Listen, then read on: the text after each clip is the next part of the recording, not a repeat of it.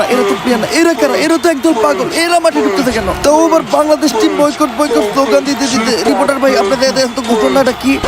Boycott boycott 63 জেলা boycott Bangladesh team boycott boycott. আরে ভাই তোমরা এগুলো কি করতেছো? তোমরা সবাই মিলে মাঠের মাঝখানে ঢুকতেছো কেন? খেলা বন্ধ। বাংলাদেশ ক্রিকেট টিম 63 জেলা থেকে বয়কট। 63 জেলার কোনো জেলায় বাংলাদেশ টিম নিরাপত্তা পাবে না। কিন্তু বাংলাদেশ ক্রিকেট টিমের অপরাধটা কি? বাংলাদেশ টিমের ফ্যান ফলোয়ার আমার জাঙ্গিয়া চুরি করছে।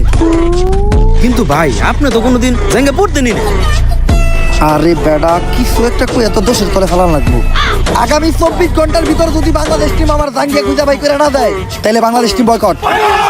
কারণ যেখানে সেখানে দেয়া বাংলাদেশ টিমের ফ্যান ফলোয়াররা জাঙ্গিয়া চুরি করে বেড়াইবো, এইটা ড্যান্ডি হেলালের ফ্যান ফলোয়াররা কখনোই মাইনে নিব না।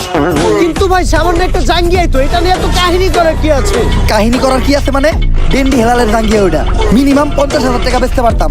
এই যে শার্টটা চাইলে 1 লাখ টাকা বেচতে পারবো। কোনো একদিন দেখবেন নিচের চুল একটা ধরে টান দিয়ে সিরা বেচলাম 5 লাখ টাকা। রেকর্ড করবো রেকর্ড। কিন্তু ভাই একটা জিনিস বুঝলাম না, আপনার এই মূল্যহীন জিনিসগুলো কিনে কোন ব্যাক কলেরা? এই যে আমার লোক যে ব্যাক করলে রাফিয়ারাই, এগুলার এক কথায় তুমি আমার সন্তানও বলতে পারো। কারণ এরা আমার কথায় উঠতে গেলে উঠে, বইতে গেলে বহে, চুষতে গেলে চুষে।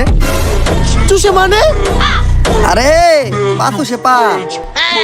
আর তুমি যেটা ভাবছো ওইটাও।